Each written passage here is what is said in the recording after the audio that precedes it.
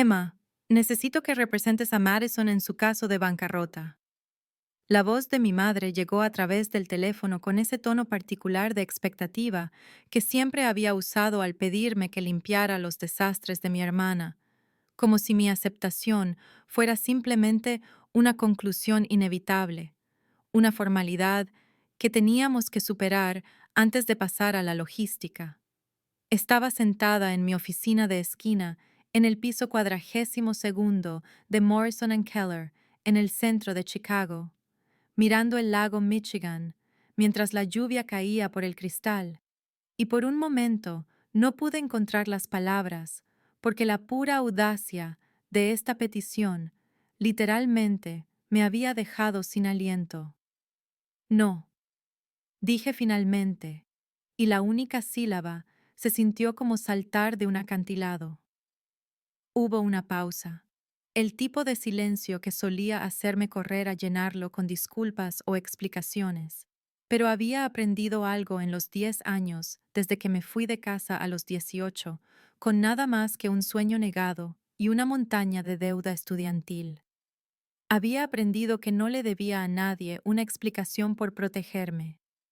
¿Qué quieres decir con no?, preguntó mi madre, y pude oír la confusión en su voz, porque en su mente yo seguía siendo la hija menor que absorbía la decepción sin quejarse, que trabajaba en 3 empleos y tomaba clases nocturnas sin pedir ayuda, que veía desaparecer su fondo universitario de $75,000 en el negocio de fantasía de mi hermana, sin armar una escena en las cenas familiares. Quiero decir que no representaré a Madison, dije, manteniendo mi voz serena y profesional, el mismo tono que usaba al explicar a los clientes que su situación financiera era insalvable. Puedo darte algunas referencias de excelentes abogados de bancarrota en la zona. La ironía no se me escapaba de que me había convertido en especialista en derecho concursal, que pasaba mis días guiando a la gente a través de las consecuencias de la mala gestión financiera y las malas decisiones, que había construido una carrera exitosa en una de las firmas más prestigiosas de Chicago, esencialmente limpiando desastres no muy diferentes al que mi hermana había hecho de su vida. Había ascendido a socia senior con 2 años de antelación. Tenía reputación de ser minuciosa, práctica e insensible ante las realidades financieras. Los socios me traían sus casos más complejos, porque podía ver más allá del ruido emocional, hasta los hechos concretos que subyacían. Y el hecho más difícil que jamás tuve que enfrentar fue que mi familia siempre me había visto como un recurso para ser utilizado en lugar de una persona para ser valorada, y que ninguna cantidad de logros cambiaría jamás cómo me veían, a menos que yo cambiara cómo me veía a mí misma. Antes de continuar la historia, por favor suscríbete. Necesito llegar a 1000 suscriptores para poder traerte historias como esta cada día. Para ti es solo un clic, pero para mí significa mucho. Recordaba el momento en que mi futuro se derrumbó con perfecta claridad, porque sucedió en una tarde de martes cualquiera en marzo, cuando tenía 18 años, sentada en la mesa de nuestra cocina con ambos padres, mientras la luz del sol de primavera entraba por la ventana y creaba patrones en la superficie del laminado desgastado. Había traído mi carta de aceptación de la Universidad Northwestern, el paquete de ayuda financiera y un cuaderno donde había calculado cuidadosamente exactamente lo que necesitaría del fondo universitario al que mis padres habían estado contribuyendo desde que nací, el fondo del que habían hablado en cada cumpleaños y cada buena calificación, el fondo que representaba mi boleto al futuro, por el que había estado trabajando toda mi vida académica. Así que, con la beca parcial y mi ayuda financiera, necesitaré unos 50,000 del fondo universitario, dije, mostrándoles mis cálculos, sintiéndome orgullosa de la beca que había ganado, sintiéndome agradecida por el fondo que habían construido. Mi madre miró a mi padre, y algo pasó entre ellos que hizo que se me encogiera el estómago incluso antes de que hablara. Emma, cariño, Hay algo que necesitamos decirte sobre el fondo universitario, dijo, y su tono era demasiado casual, demasiado ligero para lo que vino después. Se lo dimos a Madison para su negocio. Recuerdo haberla mirado fijamente, esperando la aclaración o la broma o la explicación que haría que esto tuviera sentido. Pero mi padre simplemente bajó la vista a sus manos y mi madre continuó hablando, como si acabara de decirme que habían cambiado de proveedor de cable. Son $75,000, Emma. Madison lo necesitaba para su negocio de coaching de estilo de vida de lujo, y es una oportunidad real para ella de construir algo significativo. Lo entiendes, ¿verdad? Eres tan inteligente y capaz, puedes simplemente pedir préstamos estudiantiles como todos los demás, pero Madison necesita esta oportunidad para encontrarse a sí misma y construir una carrera. Madison entró en la cocina entonces, probablemente atraída por el sonido de la conversación, y llevaba ropa nueva y cara que no había visto antes, cargando un bolso de diseñador que debió costar un mes de mis ganancias en el trabajo a tiempo parcial. Puedes simplemente pedir préstamos, dijo Madison, apoyándose en el mostrador con total confianza en su derecho a mi futuro. Tengo una oportunidad real aquí. Mamá y papá están invirtiendo en algo que realmente podría convertirse en una carrera, no solo en otro título universitario genérico. Recuerdo haber mirado a mi padre, esperando que interviniera o abogara, o hiciera algo más que sentarse allí en silencio mientras mi hermana desestimaba mi educación como genérica y mi madre reformulaba el robo como una inversión, pero él solo se movió en su silla y no dijo absolutamente nada. El paquete de Northwestern yacía sobre la mesa entre nosotros. La carta de la beca, que representaba cientos de horas de estudio y notas perfectas y actividades extracurriculares y borradores de ensayos, y entendí en ese momento que nada de eso había importado, porque había estado trabajando hacia un futuro que mis padres ya habían cedido a mi hermana sin preguntarme, sin siquiera advertirme, hasta que la decisión fue completamente final e irreversible. El negocio de coaching de estilo de vida de lujo de Madison estaba aparentemente diseñado para ayudar a mujeres exitosas a elevar su marca personal y encarnar la abundancia, lo que, hasta donde pude entender de su brillante sitio web, significaba tomarse selfies con ropa cara y publicar citas inspiradoras sobre manifestar la prosperidad. Pero los $75,000, que deberían haber sido mi educación, se destinaron a hacer que esta fantasía pareciera convincente para absolutamente nadie que importara. Alquiló un espacio de oficina en una zona de moda de la ciudad por $1,800 al mes.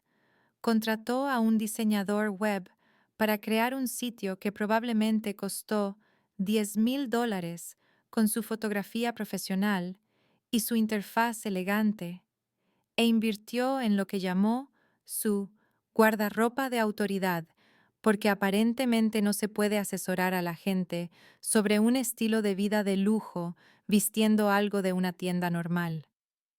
Vi cómo sucedía esto desde el estrecho apartamento que compartía con dos compañeras de cuarto cerca del colegio comunitario donde me había matriculado en lugar de Northwestern, trabajando el turno de la mañana en una cafetería a partir de las 5 de la mañana, asistiendo a clases de 9 a 3 y luego trabajando por las noches en una biblioteca del campus y los fines de semana haciendo entrada de datos de forma remota para una empresa de facturación médica.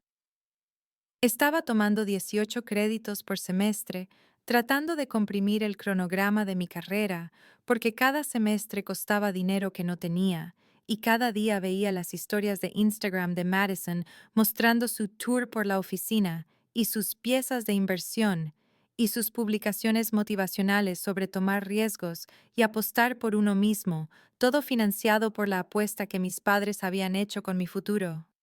Mi madre llamaba todos los domingos y pasaba 45 minutos hablando sobre el negocio de Madison, lo valiente que era por ser empresaria, lo orgullosos que estaban de que estuviera construyendo algo significativo, cómo los clientes seguramente comenzarían a llegar en cualquier momento porque Madison tenía un carisma y una visión tan naturales. ¿Y cómo van tus clases, Emma? Preguntaba en los últimos 5 minutos de la llamada, y antes de que pudiera decir más que bien, ya estaba de vuelta con la última estrategia de negocio de Madison, o el evento de networking, o el avance en las redes sociales. Estudiaba para los exámenes en el autobús entre trabajos, comía ramen y sándwiches de mantequilla de maní para ahorrar dinero, y veía a mi hermana publicar sobre almuerzos de negocios en restaurantes caros y eventos de networking que parecían idénticos a fiestas normales, excepto que todos estaban mejor vestidos y sostenían champán. Mi padre me envió $200 una vez con una nota que decía, para libros, y cuando llamé para agradecerle, dijo en voz baja, sé que esto no es lo que planeamos, Emma, pero no dijo nada más y no envió más dinero porque el negocio de Madison seguía necesitando más inversión, más apoyo, más de todo, mientras yo aprendía que no necesitar nada era la única manera de evitar la decepción. El agotamiento era total y completo. Vivía en mis huesos y me quedaba dormida en las salas de estudio de la biblioteca y me presentaba a mis turnos en la cafetería con los ojos ardiendo. Y lo único que me mantenía avanzando era la terca certeza de que demostraría que todos estaban equivocados al tener éxito en mis propios términos, que construiría algo real de los escombros de mi sueño robado y que algún día el contraste entre la actuación de Madison y mi logro real sería tan marcado que incluso mi madre tendría que verlo.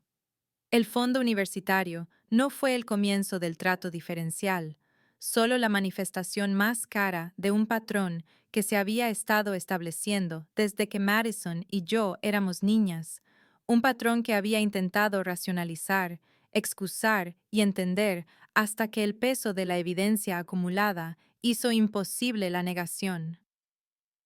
Cuando Madison cumplió 16 años, nuestros padres le compraron un Honda Civic usado por $3,000, presentado con un pastel y una fiesta a la que invitó a 20 amigos, y ella se quejó de que no era nuevo y que el interior olía raro, pero lo condujo a la escuela todos los días mientras yo tomaba el autobús durante otros 2 años, hasta que pude ahorrar lo suficiente de mi trabajo a tiempo parcial en el supermercado para comprar mi propio coche por $800 que se estropeaba cada pocos meses. La fiesta de graduación de Madison de la secundaria costó $5,000 según el recibo que vi accidentalmente en el escritorio de mi padre. Celebrada en un local alquilado con catering, un DJ y un fotomatón, con parientes volando desde 3 estados, y Madison vistiendo un vestido blanco como si fuera una boda, mientras que mi graduación de la secundaria, 2 años después, fue reconocida con un pastel de hoja de la panadería del supermercado y una cena en un Olive Garden donde mi madre pasó la mayor parte de la comida hablando de cómo Madison se estaba adaptando a la universidad. Me gradué como la mejor de mi clase con un promedio de 4.0 y una lista completa de créditos AP y la admisión a Northwestern. Y mi madre puso el anuncio en el boletín familiar con una sola frase. Pero cuando Madison entró en la lista del decano, un semestre con un promedio de 3.2, mi madre llamó personalmente a cada pariente para compartir la noticia y lo publicó en Facebook con 3 párrafos sobre la dedicación e inteligencia de Madison. Cuando pregunté una vez, con cuidado, por qué Madison parecía recibir más atención, recursos y celebración, mi madre me miró con lo que parecía una confusión genuina y dijo, Madison necesita más apoyo, Emma. Es sensible y el mundo es más difícil para ella. Pero tú eres tan capaz y autosuficiente que no tenemos que preocuparnos por ti de la misma manera.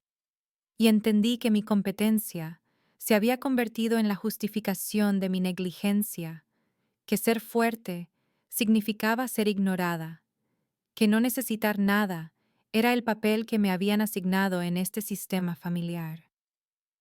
Madison recibió ayuda con las solicitudes universitarias, la edición de ensayos y las visitas a 5 campus diferentes, mientras que yo llené mis solicitudes sola en la mesa de la cocina después de que todos se hubieran ido a la cama. Y cuando le pedí a mi padre que leyera mi ensayo personal, dijo que lo haría pero nunca lo hizo. Y lo envié sin comentarios, y entré de todos modos porque había aprendido que el logro sin apoyo seguía siendo un logro. Cada mañana de Navidad significaba ver a Madison abrir el doble de regalos.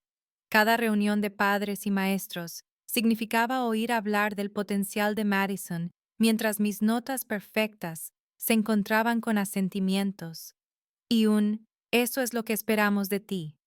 Cada cena familiar significaba centrarse en las luchas, sueños y necesidades de Madison, mientras los míos se convertían en ruido de fondo, y desarrollé una determinación basada en el entendimiento de que si quería algo en la vida, tendría que crearlo completamente sola, que esperar el apoyo, el reconocimiento o la inversión de mis padres era esperar algo que nunca llegaría, y que la única persona en la que realmente podía confiar era yo misma.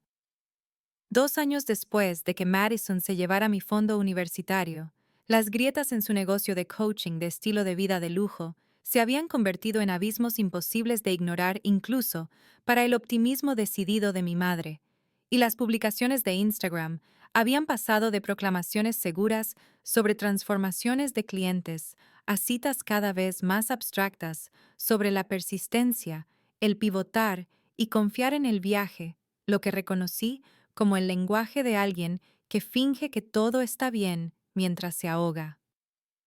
Yo estaba en mi segundo año en la universidad estatal para entonces, todavía trabajando en 3 empleos pero manteniendo mi promedio de 4.0 a través de lo que solo puedo describir como pura fuerza de voluntad, y había dejado de seguir las redes sociales de Madison porque verla actuar el éxito con mi futuro robado se había vuelto demasiado doloroso, pero las llamadas dominicales de mi madre me mantenían al día, quisiera o no, con menciones de Madison, reestructurando su modelo de negocio y centrándose en sus ofertas principales, lo que entendí que significaba que no tenía clientes ni ingresos.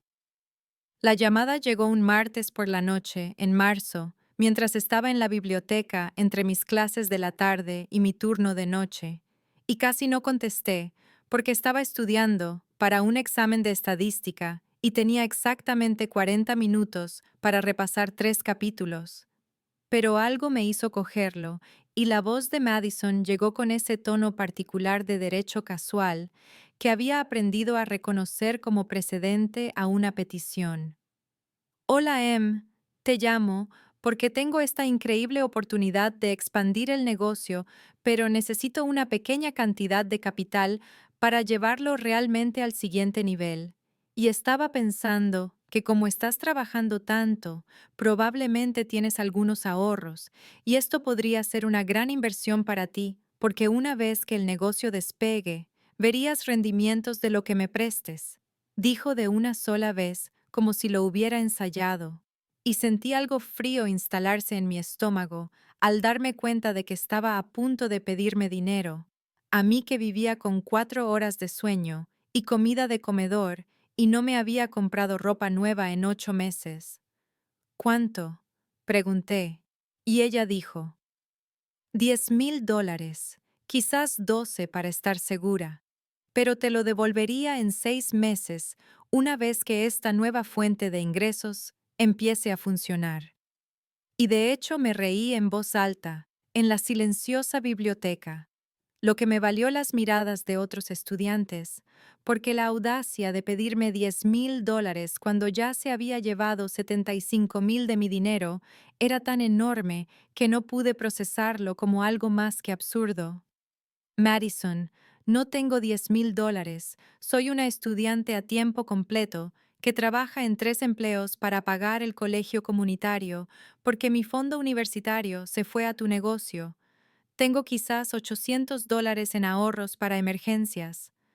Dije tan tranquilamente como pude, y hubo una pausa antes de que dijera: bueno, podrías pedir un préstamo o ponerlo en una tarjeta de crédito. Esto es muy importante, Emma. Esto podría ser lo que finalmente haga que el negocio sea rentable, y entonces también podría devolverle el dinero a mamá y papá. Y entendí que ya les había pedido más dinero y ellos se habían negado o se habían quedado sin él, y ahora había pasado a extraer recursos de mí. Le dije que no, un simple y rotundo no sin explicación ni justificación, y se enfadó al estilo Madison, lo que significaba que su voz se volvió tensa y herida, y dijo: no puedo creer que no me ayudes, después de todo lo que nuestra familia ha hecho por ti. Lo cual era una inversión de la realidad tan asombrosa que de hecho aparté el teléfono de mi oído y lo miré fijamente. Cuando me negué de nuevo y terminé la llamada, debió llamar inmediatamente a nuestra madre, porque 20 minutos después mi teléfono sonó y era mamá preguntando: ¿por qué estaba siendo tan egoísta y poco solidaria cuando Madison estaba luchando y la familia ayuda a la familia? Y si no entendía que el éxito de Madison nos beneficiaría a todos. Y yo dije: ¿cómo exactamente me beneficiaría su éxito cuando soy yo la que perdió mi fondo de educación para que ella pudiera tomarse selfies con ropa cara? Y mi madre se quedó en silencio de esa manera particular que significaba que había dicho algo cierto que no tenía intención de reconocer, antes de decirme que estaba siendo cruel y que mi amargura era poco atractiva y que me había criado mejor que eso.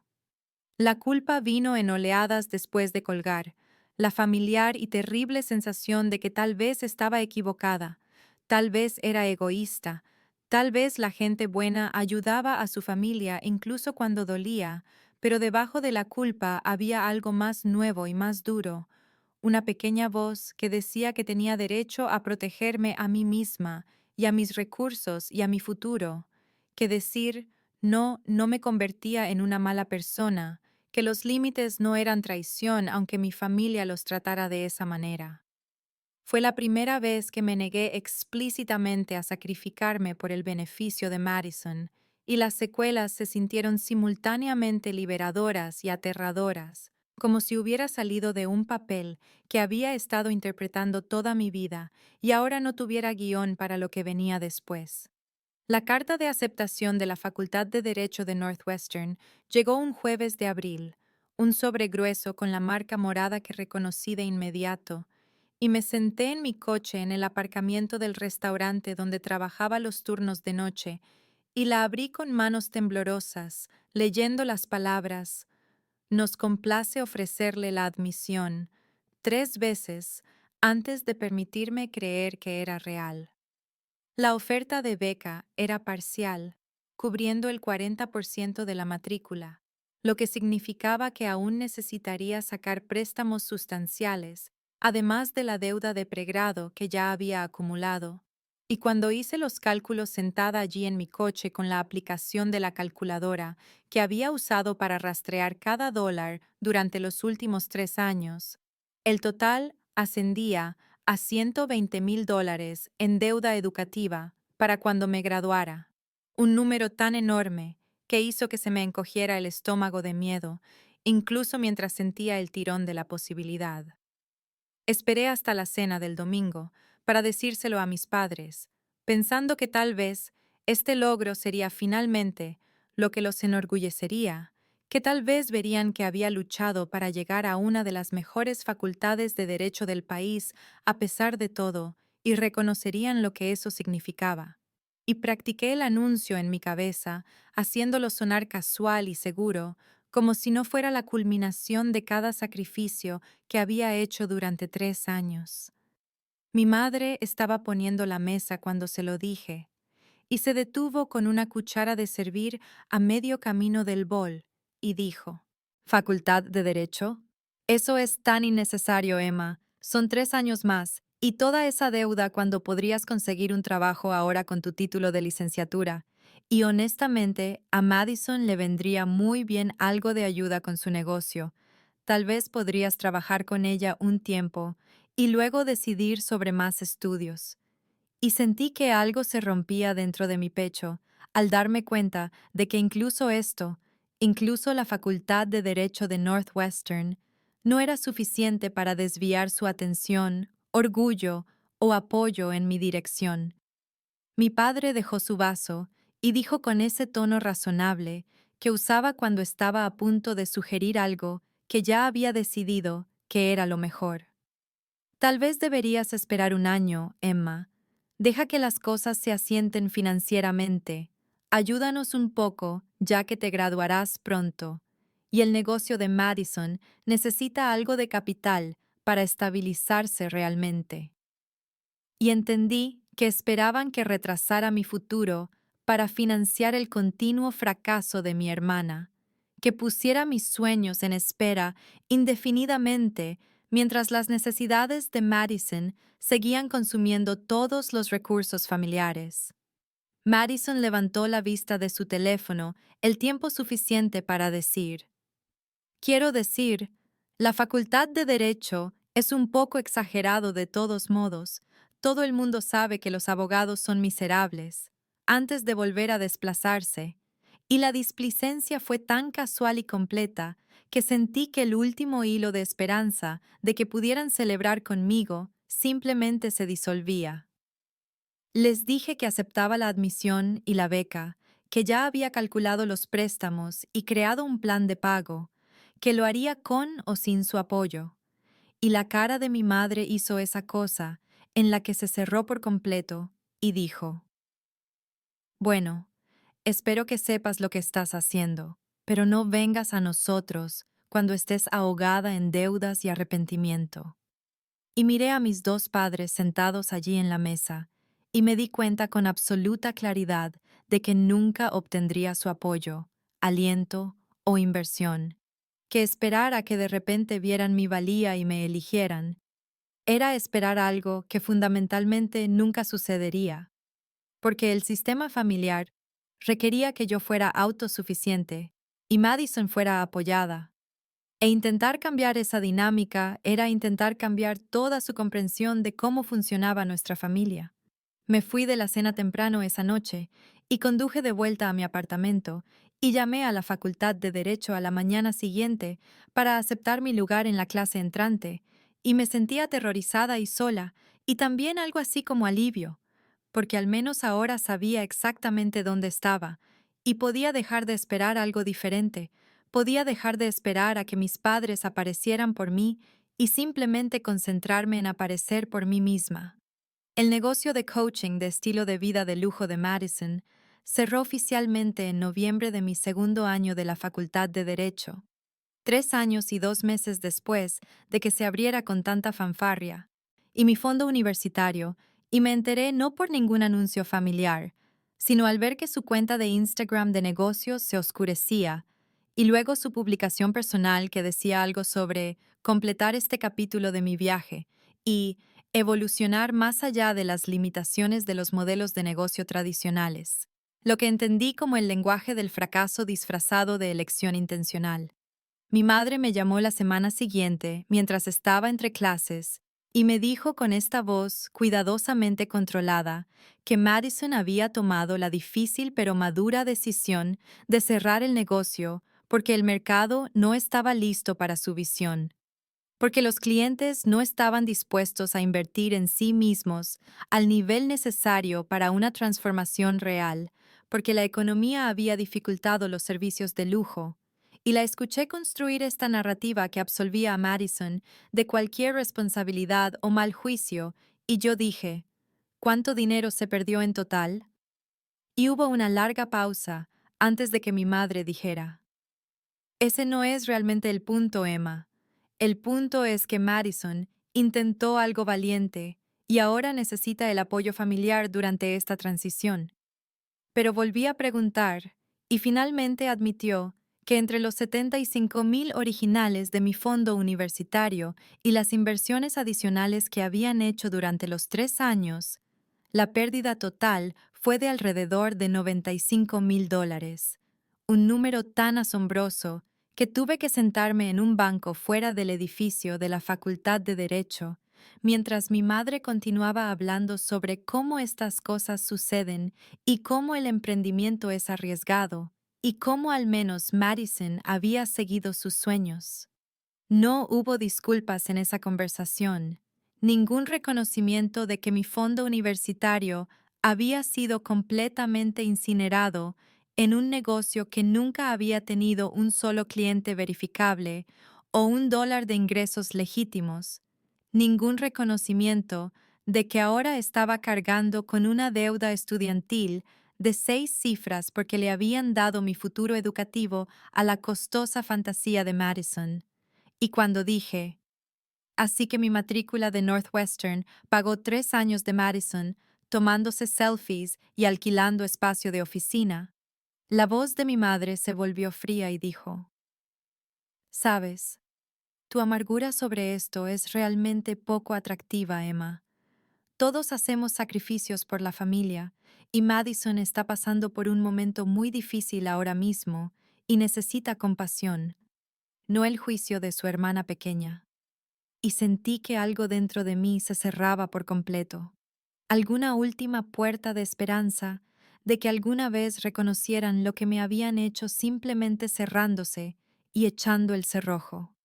Madison volvió a casa de nuestros padres, la semana después de Acción de Gracias, sin perspectivas de trabajo y sin más plan que publicar en las redes sociales sobre tomarse un tiempo para sanar y reconectar con su yo auténtico, y mi madre me informó de esto, como si fuera un desarrollo positivo, como si el retroceso de Madison a la dependencia a los 31 años fuera de alguna manera una elección madura en lugar de la consecuencia inevitable de 3 años de fingir éxito sin ninguna base empresarial real. Yo estaba prosperando en la Facultad de Derecho para entonces, a pesar del agotamiento que se había convertido en mi estado permanente, en el 15% superior de mi clase y siendo llamada por profesores que reconocían que hacía las lecturas y entendía el material. Pero cuando mencioné que había entrado en la revista de Derecho en esa misma llamada telefónica, mi madre dijo, «Qué bien, cariño». Con esta voz distraída antes de volver al tema del viaje emocional de Madison, y si yo pensaba que sería útil para ella conseguir un coach de vida, y de hecho me reí, lo que confundió a mi madre hasta el silencio, porque la ironía de que Madison necesitara un coach de vida después de fracasar como coach de vida, aparentemente se le escapaba a todos menos a mí. La pasantía de verano en Richardson Cole llegó en marzo de mi segundo año. Una de las firmas de abogados corporativos más prestigiosas de Chicago, con una práctica de bancarrota que representaba a compañías de Fortune 500. Y cuando recibí el correo electrónico con la oferta, me senté en la biblioteca de Derecho y lo leí 5 veces antes de permitirme sentir la oleada de logro, porque este era el tipo de colocación que abría puertas, el tipo de oportunidad que los estudiantes con dinero y conexiones familiares generalmente aseguraban, mientras que a la gente como yo se suponía que debía estar agradecida por lo que pudiera conseguir. El salario era de $18,000 por 10 semanas, lo que significaba que podía dejar mi trabajo de fin de semana en la librería y mis tutorías nocturnas y concentrarme por completo en la pasantía. Podía presentarme sin estar agotada por una vez y darlo todo. Y ese verano se convirtió en un punto de inflexión donde descubrí que era genuinamente buena en este trabajo, que entender las estructuras financieras corporativas y el código de bancarrota me resultaba natural de una manera que se sentía casi irónica, dado que había pasado años viendo a mi familia cometer todos los errores financieros posibles, mientras yo había tenido que aprender disciplina y planificación solo para sobrevivir. Mi socia supervisora era una mujer llamada Catherine Liu. que había construido la práctica de bancarrota desde cero y que pareció reconocer algo en mí durante nuestra primera reunión, y me dio trabajo real en lugar de solo tareas de investigación.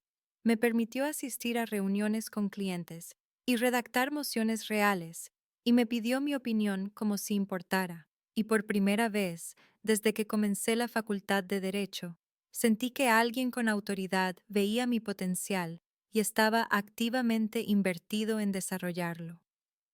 Entré en la revista de Derecho esa primavera, basándome en mis notas y en una presentación a un concurso de escritura, lo que significaba aún más trabajo añadido a un horario ya aplastante, pero también significaba que mi currículum ahora tenía el tipo de credencial que hacía que los empleadores prestaran atención, y coleccioné estos logros en silencio, en privado, como construyendo una escalera de escape un peldaño a la vez, donde cada premio, honor y oportunidad era una prueba de que podía lograrlo completamente por mi cuenta. Mi madre llamó una vez ese verano y habló durante 20 minutos sobre las dificultades de Madison para encontrar trabajo y lo deprimida que estaba viviendo de nuevo en casa y cómo mis padres estaban preocupados por su autoestima. Y cuando mencioné que había entrado en la revista de Derecho, hubo una breve pausa y luego: qué bien, cariño. Estoy segura de que eso se verá bien en tu currículum, pero estoy muy preocupada por tu hermana en este momento. Está hablando de quizás volver a estudiar algo, pero no está segura de qué, y estamos tratando de ser comprensivos. Pero es difícil cuando está tan desanimada. Y me di cuenta de que mi madre no había llamado para saber de mí en absoluto, sino para ver si tal vez, ahora que tenía esta prestigiosa pasantía, podría estar dispuesta a ofrecerle a Madison alguna orientación profesional o conexiones. Podría estar dispuesta a compartir algunos de los recursos que tanto me había costado ganar con la hermana que había consumido casualmente todo mi fondo universitario y nunca había reconocido lo que eso me había costado. El Día de Acción de Gracias de ese año fue el último feriado al que asistí en casa de mis padres durante mucho tiempo, sentada a la mesa, mientras mi madre le servía primero a Madison y le hacía preguntas amables sobre cómo se sentía y qué necesitaba mientras apenas me miraba.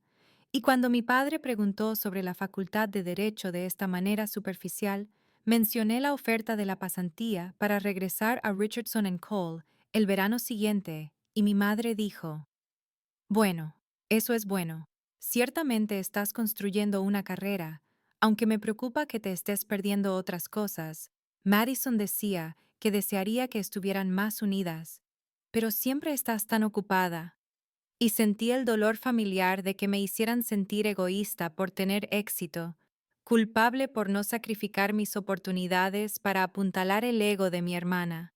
Y me fui temprano esa noche alegando que tenía que estudiar, y conduje de regreso al campus con esta creciente claridad de que la distancia entre mi familia y yo no era algo por lo que sentirme mal, sino algo necesario para mi supervivencia, que sus llamadas y feriados y expectativas estaban todos diseñados para arrastrarme de nuevo a un papel que nunca había aceptado jugar, y seguir presentándome era simplemente ofrecerme voluntariamente para más del mismo dolor. Me gradué de la Facultad de Derecho en mayo, en el 10 por Hasek Sokoepto. Ciento superior de mi clase con honores y una credencial de la revista de Derecho que había requerido sacrificar lo que quedaba de mi vida social.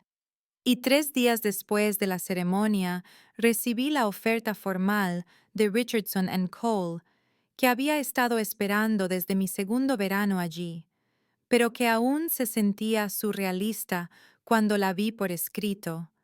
$190,000 de salario inicial como asociada de primer año en su división de bancarrota, más un potencial de bonificación que podría añadir otros 30,000, beneficios que incluían un seguro de salud que no tendría que preocuparme por pagar, y una bonificación por firmar de $15,000 que llegó a mi cuenta bancaria como un pequeño milagro. Me senté sola en mi apartamento esa noche, la carta de oferta sobre la mesa de mi cocina, y me permití sentir todo el peso de lo que había logrado completamente por mi cuenta sin dinero, conexiones o apoyo familiar. Como cada pieza de este éxito se había construido a través de años de agotamiento y sacrificio, y de negarme a rendirme, incluso cuando hubiera sido más fácil ser amarga y derrotada. Y lloré durante quizás 20 minutos, no de tristeza, sino de esta abrumadora sensación de haberlo logrado de verdad, de haber hecho realmente lo imposible que me había prometido a mí misma que haría cuando tenía 18 años, y veía desaparecer mi fondo universitario en la fantasía de Madison. No se lo conté a mi familia de inmediato, porque quería guardar este logro para mí por un tiempo, quería protegerlo de ser disminuido o convertido en algo sobre Madison, y pasé una semana simplemente existiendo, en el conocimiento privado de que estaba a punto de comenzar una carrera que finalmente me permitiría atacar mis préstamos estudiantiles agresivamente y construir una seguridad financiera real, y nunca más tener que trabajar en 3 empleos solo para sobrevivir. Cuando finalmente llamé a mi madre un domingo por la tarde y le conté sobre la oferta, hubo una pausa y luego dijo: bueno, eso es maravilloso, Emma. Estoy segura de que te irá muy bien. En este tono que lograba ser tanto felicitatorio como de alguna manera plano, carente del entusiasmo que siempre había tenido por las empresas de Madison, sin importar cuán obviamente condenadas estuvieran. Y antes de que pudiera responder, continuó con: me alegra que hayas llamado. De hecho, quería hablar contigo sobre Madison. Está realmente luchando en este momento y estamos preocupados por ella. Ha estado buscando trabajo, pero nada está saliendo bien y se está desanimando mucho.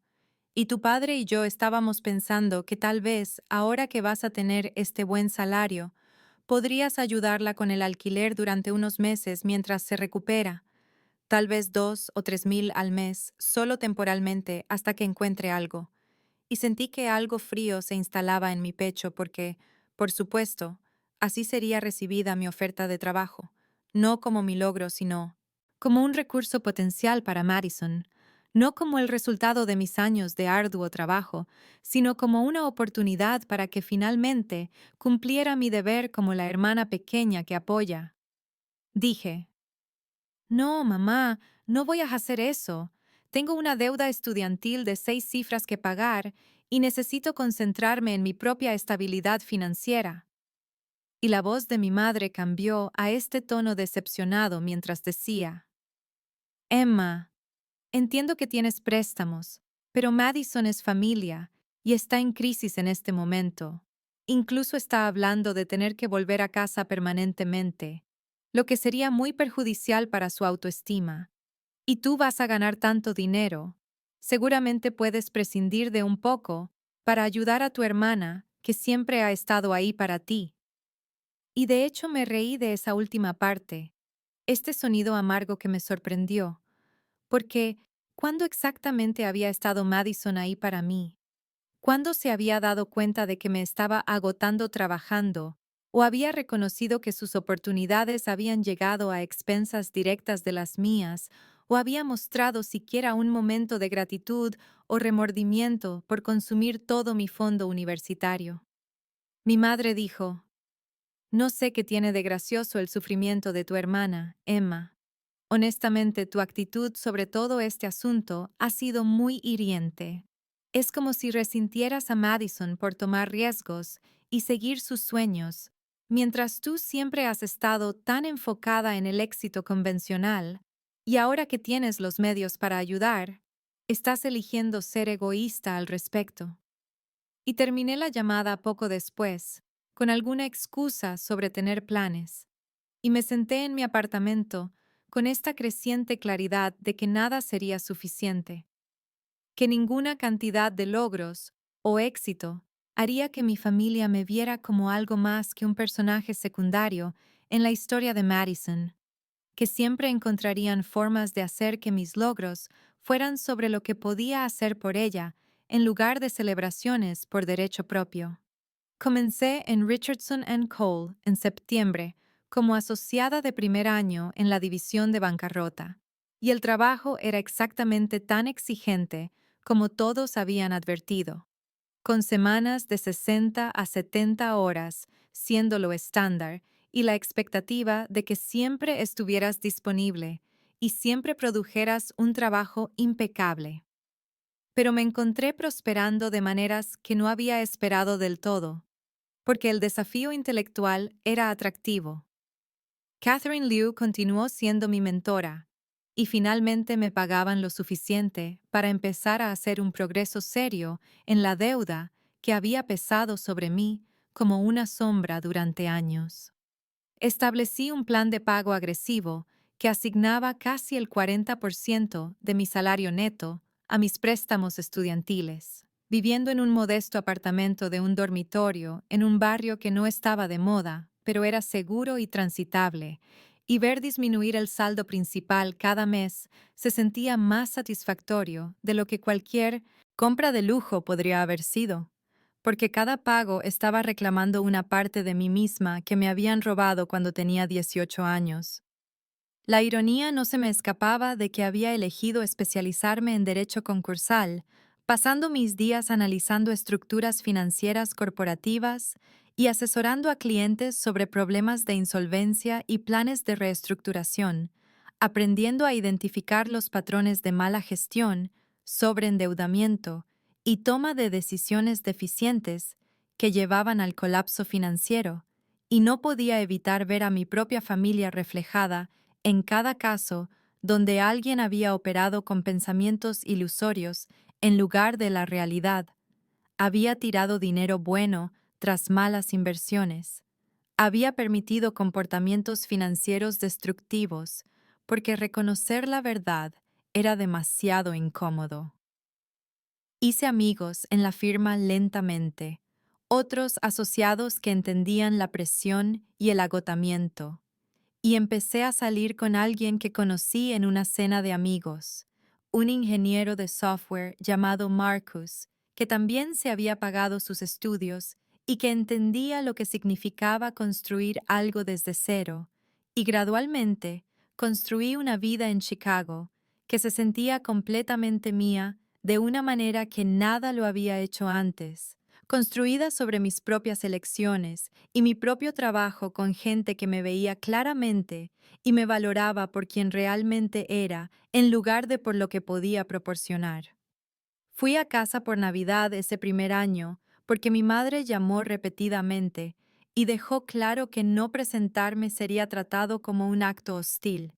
Y soporté una cena incómoda, donde Madison habló sobre su nueva idea para un negocio, algo relacionado con la consultoría en redes sociales, a pesar de no tener experiencia ni credenciales, y mi madre la animó con entusiasmo mientras mi padre asentía. Y cuando mencioné que me habían asignado a un importante caso de bancarrota minorista que estaba recibiendo atención de los medios nacionales, mi madre dijo: «Qué bien, querida», e inmediatamente se volvió hacia Madison para hacerle más preguntas sobre sus planes, y me di cuenta de que había conducido 4 horas de ida y vuelta para ser invisible en mi propia familia, para ver desarrollarse la misma dinámica que había definido toda mi infancia, donde las fantasías de Madison eran tratadas como legítimas, mientras mis logros reales eran ruido de fondo. Me fui a la mañana siguiente en lugar de quedarme todo el fin de semana como estaba planeado, alegando un asunto de trabajo urgente, y conduje de regreso a Chicago con esta conciencia cristalizadora de que estas visitas no eran neutrales, eran activamente dañinas, me obligaban a comprimirme en un papel que había superado y a presenciar cómo mis padres continuaban permitiendo la negativa de Madison a enfrentar la realidad, y el costo de mantener incluso una conexión familiar mínima era más alto de lo que había reconocido plenamente. Dejé de contestar todas las llamadas telefónicas después de eso, dejé que algunas fueran al buzón de voz y respondí con mensajes de texto cuando tenía la energía, y reduje mis visitas a casa solo a los días festivos importantes, y mi madre se quejaba de que me estaba volviendo distante y sugería que mi éxito me estaba haciendo pensar que era demasiado buena para la familia, pero yo sabía que la verdad era más simple y triste. Estaba protegiendo la vida que había construido de personas que nunca me habían protegido. Y eso no era crueldad, era supervivencia.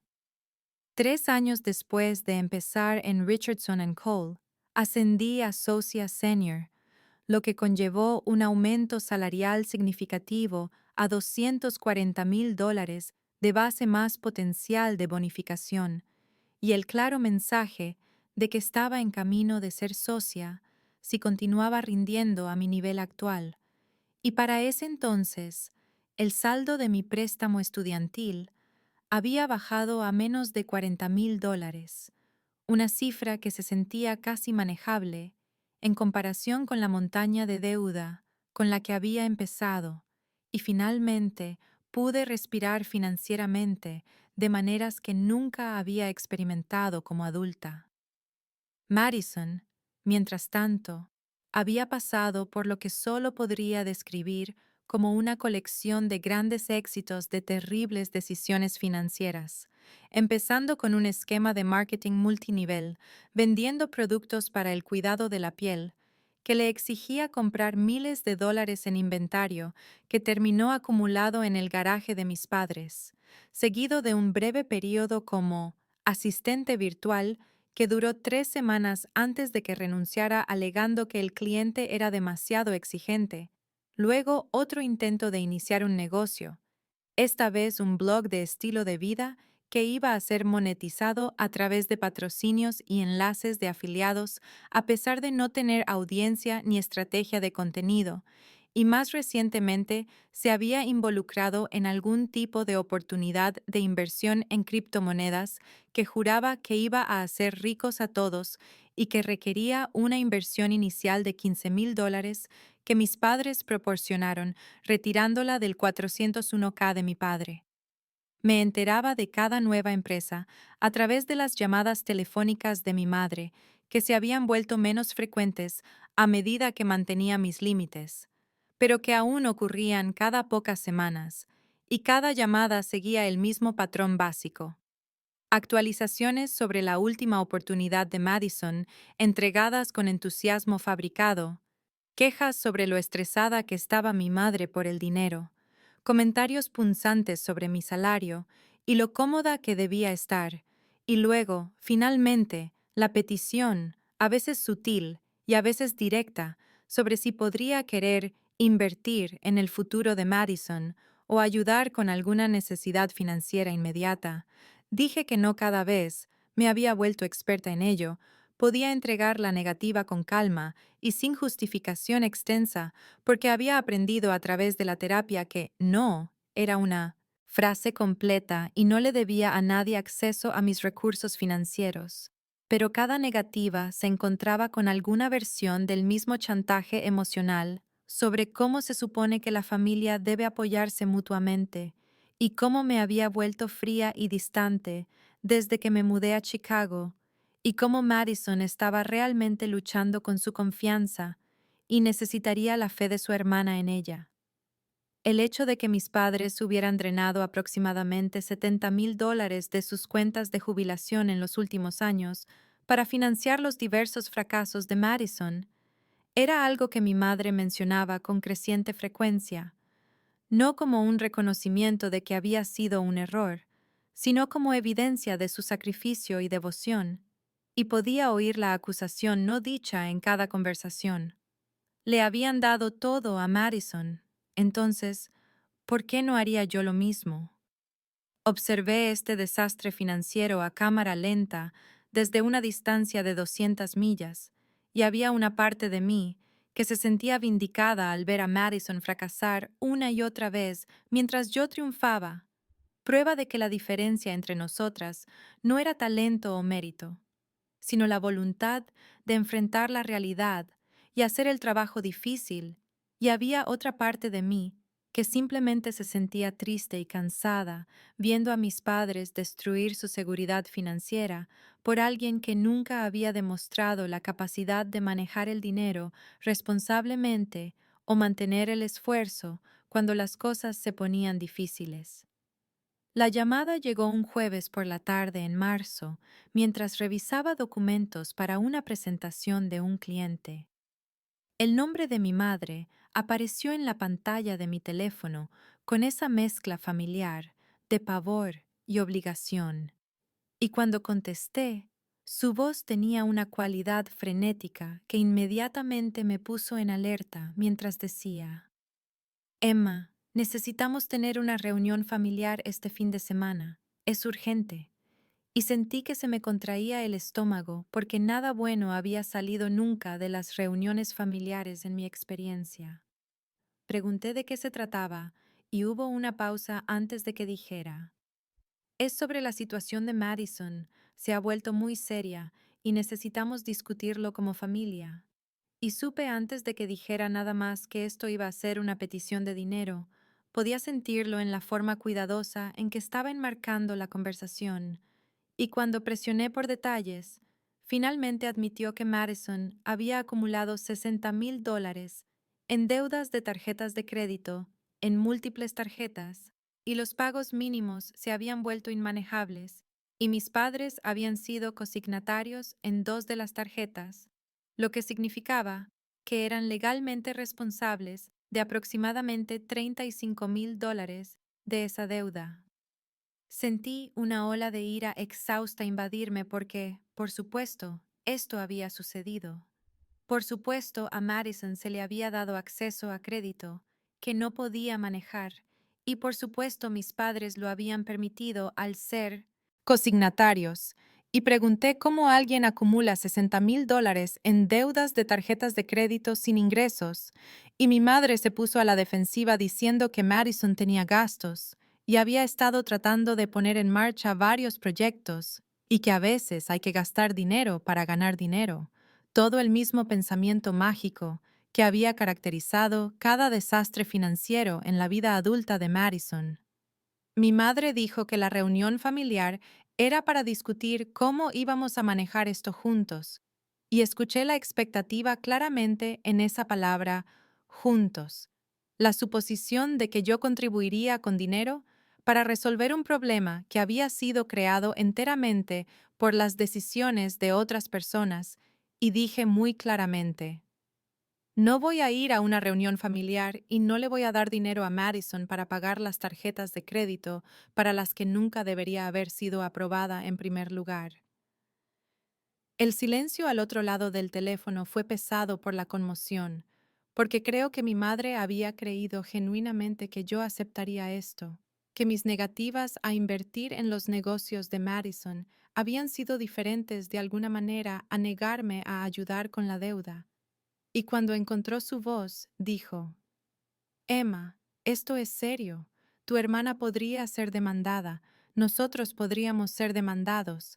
Estamos hablando de que nuestro crédito sea destruido y posibles acciones legales. Y yo dije: entonces Madison necesita lidiar con las consecuencias de sus gastos y ustedes necesitan lidiar con las consecuencias de ser cosignatarios. Y la voz de mi madre cambió de suplicante a enojada mientras decía: ganas tanto dinero. Esto ni siquiera te afectaría. ¿Por qué estás siendo tan egoísta? Había escuchado versiones de esta acusación tantas veces que había perdido su poder para herirme como antes, y dije: ¿dónde estaba mi ayuda cuando la necesité? ¿Dónde estaba el apoyo familiar cuando trabajaba en 3 empleos para terminar el colegio comunitario? Cuando estaba sacando préstamos porque mi fondo universitario se fue al negocio de Madison. Y mi madre dijo: ya hemos hablado de esto. Eso fue diferente. Madison tuvo una oportunidad. Y tú siempre fuiste tan capaz. No necesitabas el mismo tipo de ayuda. Y sentí que algo cambiaba en mí entonces, algún último hilo de esperanza de que ella alguna vez pudiera entender o reconocer lo que me habían hecho. Y dije: no voy a tener una reunión familiar y no voy a discutir esto más. Y terminé la llamada. Pasaron 6 meses después de esa desastrosa llamada telefónica sobre la deuda de la tarjeta de crédito.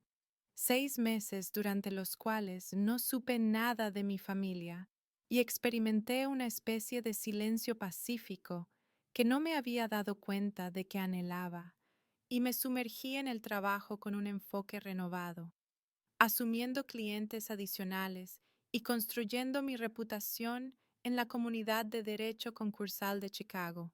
Y luego, un martes por la mañana de septiembre, mi madre volvió a llamar, y esta vez su voz tenía una cualidad diferente, no frenética ni enojada, sino exhausta y derrotada, y dijo: Emma, tu hermana se va a declarar en bancarrota y necesitamos que la representes.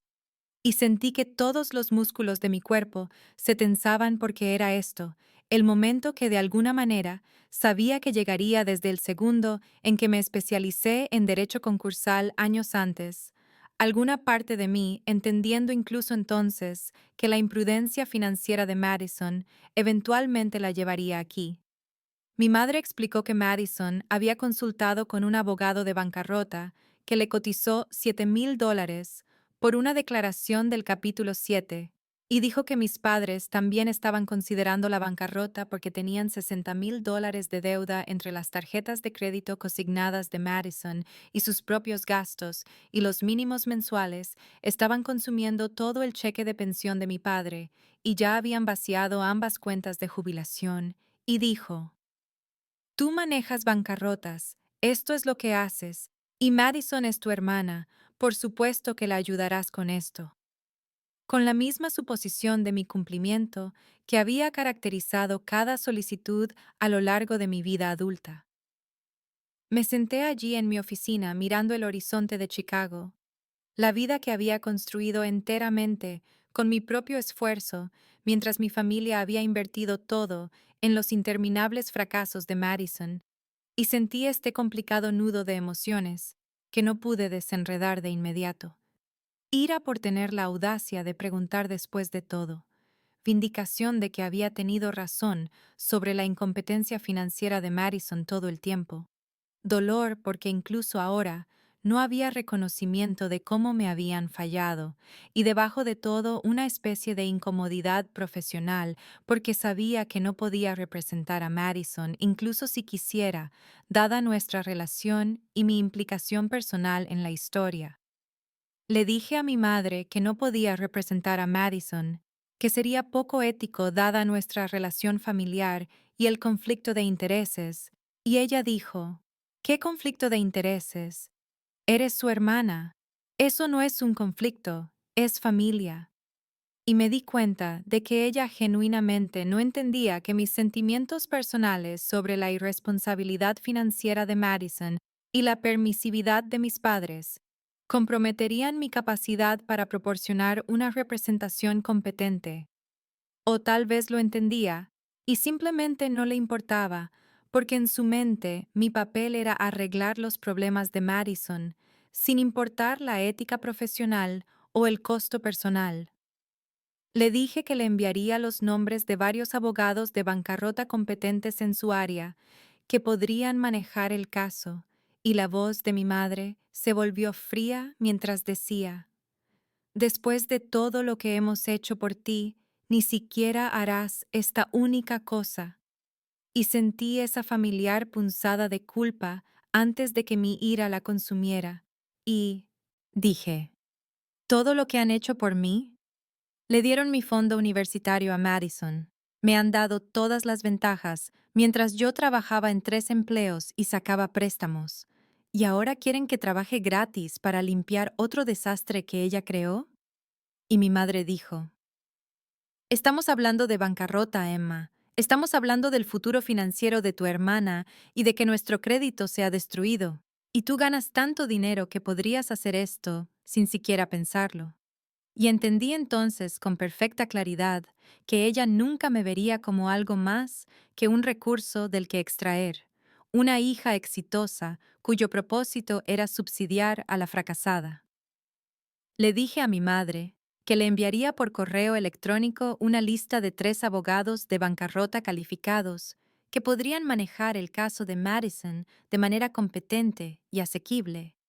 Y hubo un largo silencio antes de que dijera: «Espera, tu hermana quiere hablar contigo». Y sentí que apretaba la mandíbula, porque no había hablado directamente con Madison en más de un año. Nuestra comunicación se limitaba a mensajes de texto obligatorios por cumpleaños. Y luego la voz de Madison apareció en la línea con ese tono familiar, de expectativa casual, mientras decía: «Hola, Em. Supongo que mamá te contó sobre la situación de la bancarrota, como si estuviéramos discutiendo algo mundano, como una cita con el dentista, en lugar del catastrófico fracaso financiero que era el resultado inevitable de una década de irresponsabilidad». Dije que sí, que estaba al tanto de la situación, manteniendo mi voz profesionalmente neutral, y Madison dijo: «Así que obviamente necesito un abogado de bancarrota, y tú eres una abogada de bancarrota. Y sé que no hemos estado muy unidas últimamente, pero esto es importante, y realmente necesito que me ayudes con esto». Y noté que no había disculpa en sus palabras, ningún reconocimiento del fondo universitario o del patrón de tomar, mientras yo no recibía nada, solo la misma suposición que había caracterizado cada interacción que habíamos tenido, de que mis recursos existían para servir a sus necesidades. Le dije lo que le había dicho a nuestra madre, que no podía representarla debido a un conflicto de intereses y que proporcionaría referencias a abogados competentes, y la voz de Madison adquirió un tono cortante mientras decía: «¿Conflicto de intereses? Emma, soy tu hermana. ¿Qué conflicto podría haber?». Y casi me río de la genuina confusión en su tono, porque aparentemente los $75,000 de mi fondo universitario, que habían desaparecido en su negocio fallido, no se registraban como un conflicto. Los años de verla derrochar dinero, mientras yo me agotaba trabajando, no creaban ningún sentimiento complicado que pudiera comprometer mi juicio profesional. Madison continuó: «No puedo permitirme pagarle a un abogado cualquiera $7,000. Por eso necesito que hagas esto. Solo puedes presentar los papeles y no te costará nada». Y me di cuenta de que ella realmente creía que yo debería trabajar gratis para limpiar su desastre financiero, que mi título de abogada y mi experiencia profesional no tenían valor cuando se aplicaban a sus problemas. Y dije muy claramente: «Madison, no te voy a representar, no voy a hacer tu bancarrota gratis, y te estoy remitiendo a otros abogados que pueden ayudarte». Y su voz cambió de expectante a enojada mientras decía: «¿Hablas en serio ahora mismo? Después de todo lo que nuestros padres hicieron por ti, después de que te criaron y te apoyaron, ¿ni siquiera harás esta única cosa por tu propia hermana?».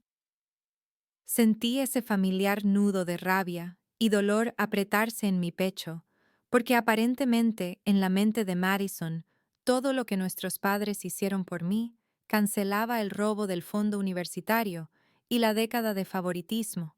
Y dije: «Madison, te dieron mi fondo universitario. Te han dado todas las ventajas mientras yo trabajaba en 3 empleos y sacaba préstamos masivos, así que no te debo trabajo legal gratuito». Y ella dijo: «Oh, por Dios, ¿todavía estás obsesionada con eso?». «Eso fue hace 10 años, Emma. Necesitaba ese dinero para mi negocio. Y tú terminaste la universidad bien, tienes un gran trabajo ahora. Así que obviamente todo salió bien». Y el desdén casual por lo que ese robo me había costado, los años de agotamiento y deuda y sacrificio, hizo que algo se cristalizara en mi mente con perfecta claridad. Dije: «No estoy obsesionada con eso. Simplemente no voy a permitir más irresponsabilidad financiera. Necesitas enfrentar las consecuencias de tus elecciones y yo necesito mantener los límites profesionales». Y la voz de Madison se volvió estridente mientras decía: «Me debes esto, Emma. Soy tu hermana, y la familia ayuda a la familia. ¿O tu elegante trabajo de abogada es demasiado importante para que recuerdes de dónde vienes? Y me sentí agotada por la manipulación, por los intentos de hacerme sentir culpable para que me prendiera fuego para mantenerla caliente, y dije, te he dado los nombres de los abogados que pueden ayudar. Esta conversación ha terminado. Y luego la voz de mi madre volvió a la línea, ya no derrotada, sino vibrando de furia, y dijo, no puedo creer lo cruel que estás siendo. Tu hermana se enfrenta a la bancarrota y tú te preocupas por los conflictos de intereses y los límites profesionales. ¿Qué te pasó que te volvió tan fría? Le dije que no me había pasado nada, excepto que aprendí a valorarme a mí misma, ya que mi familia nunca lo haría, y ella dijo, si no ayudas a Madison con esto, entonces no te molestes en venir a más eventos familiares. No te molestes en llamar. Estás eligiendo abandonar a tu familia cuando más te necesitamos. Y yo dije, no estoy abandonando a nadie. Me estoy negando a permitir los mismos patrones que han caracterizado toda la vida adulta de Madison. Y si eso significa que no soy bienvenida en los eventos familiares, entonces supongo que es su elección. Y terminé la llamada con las manos temblando y el corazón latiendo con fuerza, y algo que se sentía casi como alivio inundándome, porque finalmente, claramente, sin equívocos, había establecido un límite que sabía que no cruzaría. Mi padre llamó 4 horas después de que le colgara a mi madre, y miré su nombre en la pantalla de mi teléfono durante 3 timbres antes de contestar, porque mi padre rara vez me llamaba por separado. Siempre era una presencia silenciosa en el fondo de las conversaciones de mi madre, asintiendo con la cabeza o sin decir nada mientras ella hablaba por ambos, y cuando contesté, su voz era tranquila y cansada de una manera que nunca había escuchado antes mientras decía, Emma, ¿podemos hablar un minuto, solo tú y yo? Dije que sí, y sentí que se me apretaba la garganta, porque una parte de mí había estado esperando toda mi vida a que mi padre me viera claramente, que reconociera lo que había sucedido, que me eligiera aunque fuera una vez. Y él dijo, tu madre está muy disgustada, ha estado llorando desde que colgaste, y Madison está devastada, y sé que estás enojada, pero necesito que entiendas lo seria que es esta situación. Y ya podía sentir la esperanza desinflándose, porque esto no iba a ser diferente. Solo estaba entregando el mismo mensaje con una voz más suave. Me dijo que tenían $63,000 de deuda, que habían sacado una segunda hipoteca sobre la casa hacía 2 años para ayudar a Madison con otra empresa de negocios que había fracasado, que sus gastos mensuales excedían su pensión en $1,800 y que habían estado usando tarjetas de crédito para cubrir la diferencia, y dijo, vamos a perder la casa, Emma. Probablemente vamos a tener que declararnos en bancarrota nosotros mismos. Y sé que no siempre hemos sido justos contigo, pero somos tus padres y necesitamos ayuda. Sentí que algo se rompía dentro de mi pecho porque ahí estaba, lo más cerca que estaría de admitir que me habían fallado. No siempre hemos sido justos, como si la justicia fuera una inconsistencia menor, en lugar de una traición fundamental que había moldeado toda mi vida. Y dije, papá, le diste mi fondo universitario a Madison. Me viste trabajar en 3 empleos y sacar préstamos masivos mientras ella gastaba dinero en nada.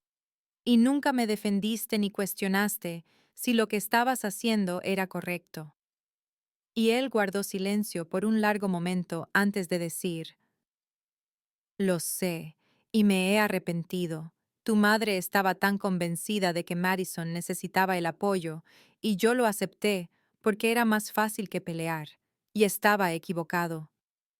Las palabras que había esperado años para oír. Estaba equivocado, y se sintieron simultáneamente validadoras y completamente huecas, porque venían unidas a otra petición para que me sacrificara, y dije, si sabes que estabas equivocado, sí, te arrepientes, entonces ¿por qué llamas para pedirme que ayude a Madison de nuevo? Y él dijo, porque sigues siendo tu hermana, y nosotros seguimos siendo tus padres. Y sí, cometimos errores, pero eso no significa que debas abandonarnos cuando nos enfrentamos a la ruina financiera. Eres la única que tiene la capacidad de ayudar, y a veces la familia significa ayudar incluso cuando es difícil. Le dije que no estaba abandonando a nadie, que estaba estableciendo límites después de toda una vida de ser tratada como menos importante que Madison, y él dijo, tu madre nunca se disculpará, necesitas saber eso, nunca admitirá que se equivocó en cómo te trató, pero te pido de todos modos que por favor lo reconsideres, que representes a Madison, o al menos nos ayudes financieramente, porque no sé qué más hacer. Y escuché la derrota en su voz, y sentí que mi propio dolor se elevaba para encontrarlo, porque este era mi padre, admitiendo que me había fallado, y en el mismo aliento pidiéndome que aceptara ese fracaso y ayudara de todos modos, que dejara que la incapacidad de mi madre para reconocer sus errores se convirtiera en mi carga, y dije, no puedo, papá, no puedo seguir permitiendo este patrón. Necesitan enfrentar las consecuencias de las elecciones que han hecho, así como yo tuve que enfrentar las consecuencias de perder mi fondo universitario. Y él dijo, ¿así que eso es todo? ¿Simplemente vas a dejar que lo perdamos todo? Y yo dije, ustedes ya me dejaron perderlo todo cuando tenía 18 años. Tomaron una decisión sobre qué futuro importaba más, y ahora yo estoy tomando una decisión sobre mi propio bienestar. Y después de otro largo silencio dijo, supongo que lo entiendo. Estoy decepcionado, pero lo entiendo. Y colgó, dejándome sentada en mi silencioso apartamento, con lágrimas corriendo por mi cara, porque incluso su comprensión se sentía como una manipulación, como si la decepción fuera el precio que pagaría por protegerme. Me senté en mi sofá durante mucho tiempo, después de que mi padre colgara, viendo cómo las luces de la ciudad, a través de la ventana de mi apartamento, se difuminaban mientras las lágrimas seguían cayendo, y me sentí vacía de una manera que no había experimentado desde que tenía 18 años, sentada en esa oficina de ayuda financiera, aceptando que mi futuro estaría definido por la deuda, porque mis padres habían elegido la fantasía de Madison sobre mi realidad.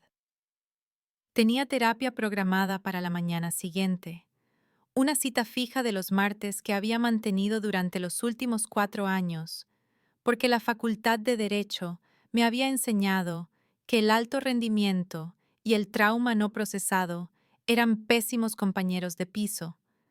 Y cuando entré en la oficina de la doctora Chen a las 9 de la mañana siguiente, me miró a la cara y dijo, ¿qué pasó? Y le conté todo: las llamadas telefónicas, el derecho de Madison y la media disculpa de mí padre que venía envuelta en otra petición de autosacrificio, y ella escuchó sin interrumpir hasta que terminé y dijo, ¿y cómo te sientes con tu decisión? Dije que me sentía culpable y aliviada y enojada y triste, todo a la vez, que una parte de mí todavía creía que debería ayudar porque eran mi familia y se enfrentaban a la ruina financiera. Pero una parte más fuerte de mí sabía que ayudar solo perpetuaría la misma dinámica que me había dañado durante años. Y la doctora Chen asintió y dijo, déjame preguntarte algo.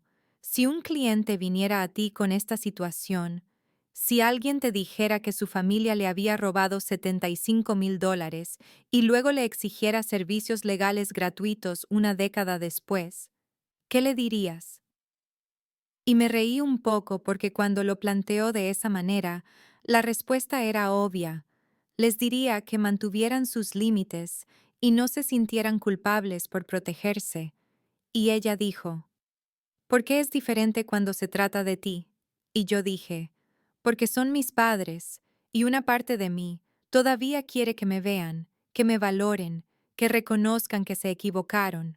Y ella dijo, ¿crees que ayudar a Madison con su bancarrota haría que te vieran de manera diferente? Y sabía que no lo haría. Sabía que mi madre tomaría mi ayuda como confirmación de que había tenido razón al exigirla, y mi padre se sentiría aliviado de que la crisis se hubiera evitado sin tener que confrontar realmente lo que habían hecho, y dije, no, solo les enseñaría que si me presionan lo suficiente, eventualmente cederé. Y la doctora Chen dijo, entonces has respondido a tu propia pregunta. Esa noche me reuní con mi mejor amiga Rachel para cenar. Rachel, a quien había conocido durante mi primer año en la firma y que se había convertido en la hermana que desearía que Madison hubiera sido. Alguien que celebraba mis éxitos y me apoyaba en las dificultades, sin llevar la cuenta ni esperar que yo subsidiara sus elecciones. Y le conté sobre las llamadas telefónicas y ella dijo, por favor, dime que no aceptaste ayudarlos, con una protección tan feroz en su voz que sentí que parte de la culpa se aflojaba, y dije que no, que me había negado, pero que me sentía terrible al respecto. Y Rachel dijo, Emma, trabajaste en 3 empleos para terminar la universidad porque te robaron tu fondo de educación. Tienes $120,000 en préstamos estudiantiles por sus decisiones, y ahora quieren que trabajes gratis para arreglar otro desastre que crearon. ¿Cómo puede estar eso bien? Cuando llegué a casa esa noche, abrí mi portátil y empecé a escribir una carta que sabía que nunca enviaría, derramando todo lo que nunca había dicho directamente. Cómo se sentía tener 18 años y ver mi futuro disolverse porque el sueño imposible de Madison importaba más que mi logro real. Cómo se sentía trabajar en turnos de noche y asistir a clases por la mañana mientras Madison dormía hasta tarde y publicaba fotos en Instagram de su oficina de coaching de estilo de vida. Cómo se sentía que cada logro fuera recibido con un reconocimiento tibio, mientras los fracasos de Madison eran tratados como intentos nobles que merecían un apoyo infinito, y mientras escribía, sentí que algo cambiaba dentro de mí, un reconocimiento de que mi valía nunca había sido determinada por la incapacidad de mi familia para verla, que había pasado 10 años demostrando algo a personas que nunca iban a valorar la prueba, y que la única validación que necesitaba era mi propio conocimiento de que había construido una vida a través de pura determinación, y no le debía nada a las personas que lo habían tomado todo y aún querían más. Me enteré de la publicación de Madison en las redes sociales 3 días después de la llamada de mi padre, cuando mi teléfono comenzó a iluminarse con notificaciones de primos y familiares lejanos de los que no había sabido nada en años, y cuando abrí Facebook vi que Madison había escrito una larga publicación sobre cómo su hermana, la abogada exitosa, se había negado a ayudarla en su momento de mayor necesidad. Cómo se suponía que la familia debía apoyarse mutuamente, pero yo le había dado la espalda cuando se enfrentaba a la bancarrota y la ruina financiera. Y cómo no podía creer que alguien que tenía tanto pudiera ser tan cruel con alguien que tenía tan poco. Y la publicación tenía 63 comentarios y había sido compartida 17 veces, y sentí que mi cara se enrojecía de ira y humillación porque estaba contando una versión de la historia que la convertía en la víctima y a mí en la villana, sin mencionar que estaba en bancarrota, porque había gastado mi fondo universitario en un negocio falso y se había negado a asumir la responsabilidad de una sola decisión financiera en toda su vida. Mi teléfono sonó a los 10 minutos y era mi tía Sara, la hermana menor de mi padre, a quien siempre había apreciado, pero rara vez veía, y dijo, Emma, acabo de ver la publicación de Madison y quiero que sepas que creo que lo que escribió está absolutamente mal. He visto a tus padres tratarte como una ocurrencia tardía durante toda tu vida mientras lo volcaban todo en Madison, y no le debes absolutamente nada. Y sentí que las lágrimas me brotaban de los ojos porque era la primera vez que alguien de mi familia reconocía lo que había experimentado, que validaba que el trato diferencial no estaba solo en mi cabeza. Y la tía Sarah dijo: debería haber hablado hace años cuando tu madre le dio a Madison tu dinero de la universidad. Estaba furiosa, pero me dije que no era asunto mío, y me he arrepentido de ese silencio desde entonces. Dos parientes más llamaron esa tarde, mi primo Derek, que era un año mayor que yo, y dijo que siempre había admirado lo duro que trabajaba, y que pensaba que la publicación de Madison era una mierda manipuladora. Y mi tío, por parte de madre, que dijo torpemente que no conocía todos los detalles, pero que sentía que había dos lados en cada historia, lo que se sintió menos como apoyo y más como Suiza declarando su neutralidad. Pero al anochecer me di cuenta de que la decisión de Madison de hacer esto público me había dado algo que nunca había tenido antes, que era la oportunidad de contar mi versión de la historia a personas que solo habían escuchado la versión de mi madre, donde Madison era la soñadora que merecía infinitas oportunidades, y yo era la fría triunfadora que había olvidado de dónde venía. Me senté frente a mi portátil y escribí una publicación de respuesta, mis manos temblando ligeramente mientras escribía, y mantuve un tono tranquilo y factual mientras explicaba que Madison se enfrentaba a la bancarrota después de gastar $75,000 de mi fondo universitario en un negocio que no generó ingresos, que había trabajado en 3 empleos y asumido $120,000 en deuda estudiantil para terminar la escuela, mientras ella vivía del dinero familiar, que me habían pedido repetidamente a lo largo de los años que apoyara financieramente sus empresas fallidas, y me habían llamado egoísta cuando me negué, y que amaba a mi hermana, pero no podía permitir la irresponsabilidad financiera que ya le había costado a mi familia casi $100,000, y ahora amenazaba la casa de mis padres, y escribí que establecer límites no era crueldad, y que ayudar a la familia no significaba sacrificar tu propio bienestar para arreglar problemas que otros creaban con sus propias decisiones. La publiqué, cerré mi portátil y sentí que mi corazón se aceleraba porque acababa de violar la regla familiar no escrita de que nuestra disfunción era privada. Pero en una hora los comentarios comenzaron a llegar y fueron abrumadoramente de apoyo. Amigos de la Facultad de Derecho, colegas y personas que había conocido en la universidad, escribiendo que lamentaban que hubiera pasado por esto y que mis límites eran saludables y que la publicación de Madison había sido manipuladora, y 3 parientes más se comunicaron en privado, incluida mi prima Jennifer, que dijo: no tenía idea de que tus padres te hicieron eso. Mi mamá siempre lo hizo sonar como si hubieras elegido ir a una escuela más barata, y lo siento mucho. Y me di cuenta de que mi madre había estado reescribiendo la historia durante años, contando a la familia extendida una versión de los hechos que borraba sus decisiones y mis sacrificios.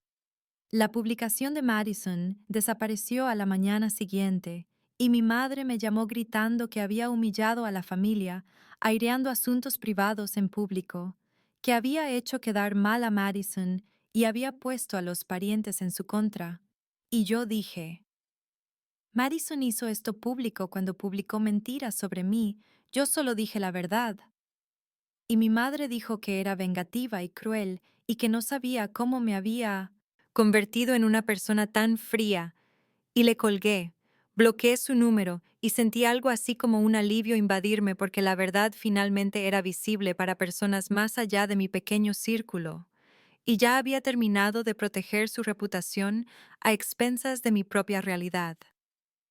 Me enteré de que Madison había contratado a un abogado de bancarrota 3 semanas después de nuestro enfrentamiento en las redes sociales, cuando la tía Sara llamó para decirme que había oído de mi madre que se habían presentado los papeles, y sentí una extraña mezcla de alivio de que el drama finalmente avanzara y tristeza de que hubiera llegado a esto, de que la imprudencia financiera de mi hermana hubiera alcanzado un punto final tan definitivo.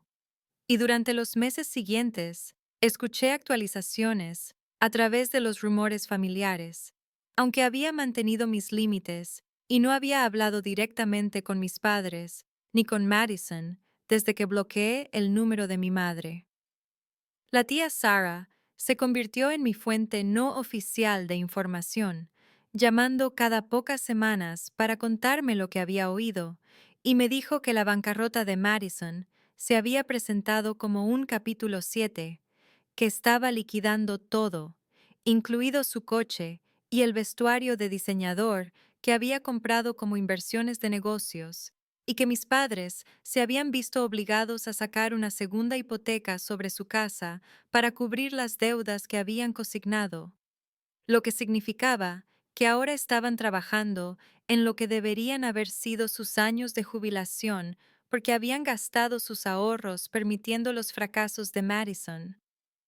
Sentí simpatía por mi padre, que al menos había reconocido sus errores, pero no sentí más que una ira validada hacia mi madre, quien, según la tía Sarah, seguía diciendo a todo el que quisiera escuchar que yo era cruel y desalmada por negarme a ayudar, que había abandonado a mi familia en su momento de necesidad, y el hecho de que pudiera ver su casa en peligro, y aún así no reconocer la conexión entre las decisiones de Madison y sus consecuencias, me dijo todo lo que necesitaba saber sobre si había tomado la decisión correcta.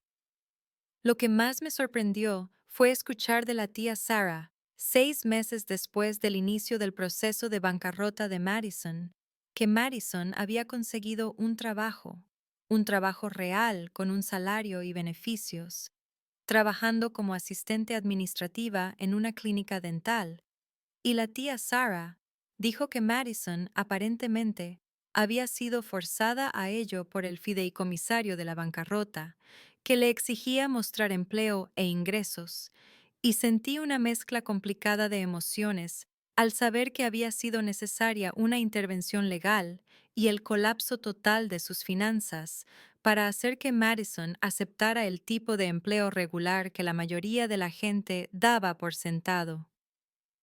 En el trabajo, mi carrera continuó su trayectoria ascendente y mi socio gerente, Robert, me llamó a su oficina un martes por la mañana y me dijo que el comité de socios había estado observando mi progreso y que si continuaba en mi camino actual, sería considerada para socia en 2 años, lo cual era más rápido que el cronograma típico y representaba un reconocimiento de la reputación que había construido en derecho concursal.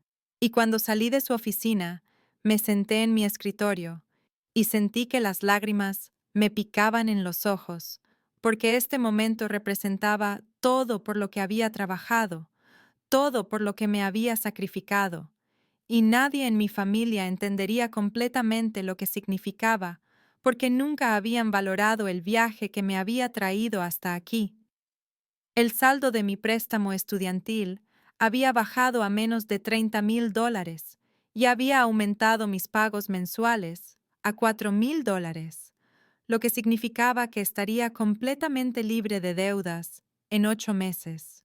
Y pasé tiempo calculando cómo sería mi vida sin esa carga mensual, cuánto podría ahorrar, qué tipo de seguridad financiera podría construir, y pensé en cómo la bancarrota de Madison había eliminado sus deudas mediante intervención legal mientras yo eliminaba las mías con disciplina y sacrificio. Y había una cierta justicia en ese contraste, aunque sabía que mi madre nunca lo vería de esa manera. Rachel me llevó a cenar para celebrar la noticia de mi camino hacia la asociación y levantó su copa y dijo: por Emma, que construyó todo ella misma y nunca comprometió su integridad.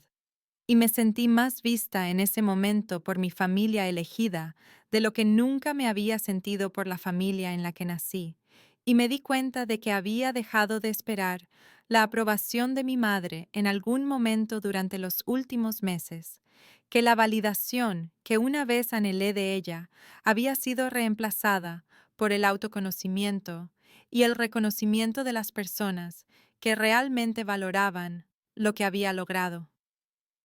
Entré en el Starbucks de State Street un sábado por la mañana, a principios de marzo, 6 meses después de haberme negado a representar a Madison en su caso de bancarrota, y estaba haciendo cola, revisando correos electrónicos en mi teléfono, cuando escuché a alguien decir, ¿Emma? Y levanté la vista para ver a Madison parada a 1 metro de mí, sosteniendo un delantal verde en sus manos. Y por un momento nos quedamos mirándonos en un shock mutuo, porque era la primera vez que estábamos cara a cara desde la llamada telefónica en la que me había dicho que le debía representación legal. Y se veía diferente de maneras que iban más allá de la ausencia obvia de ropa de diseñador y peinado profesional. Vestía vaqueros y un suéter sencillo que parecía de Target, su cabello recogido en una simple cola de caballo, y había algo en su expresión que no era la arrogancia a la que me había acostumbrado a ver, algo que parecía casi vergüenza o pena.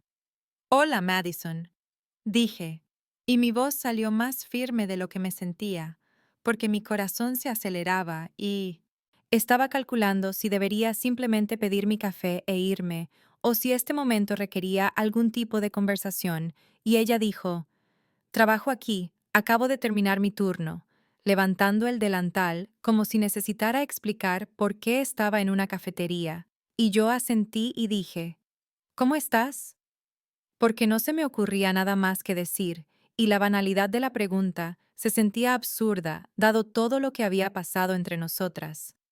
Miró a los otros clientes en la cola y dijo, ¿podríamos hablar un minuto? ¿Afuera, tal vez? Y dudé porque no estaba segura de querer tener la conversación que proponía, pero también tenía curiosidad por lo que diría ahora que habían pasado meses y la crisis aguda se había resuelto en cualquier nueva realidad que estuviera viviendo. Así que salí de la cola y la seguí a la acera, donde el viento de marzo era lo suficientemente frío como para que me ajustara más el abrigo y ella se abrazara a sí misma sin chaqueta. Quería decir que lo siento, dijo, y las palabras salieron rápidamente como si las hubiera estado practicando. He estado pensando mucho en todo lo que pasó, en las cosas que dijiste en tu publicación de Facebook, y realmente no entendía por lo que pasaste cuando mamá y papá me dieron tu dinero de la universidad. No pensé en lo que eso significaba para ti, porque estaba tan concentrada en mis propias oportunidades y genuinamente creía que el negocio funcionaría y podría devolvértelo todo y todo estaría bien. Y sé que eso suena estúpido ahora, pero realmente pensé que iba a tener éxito.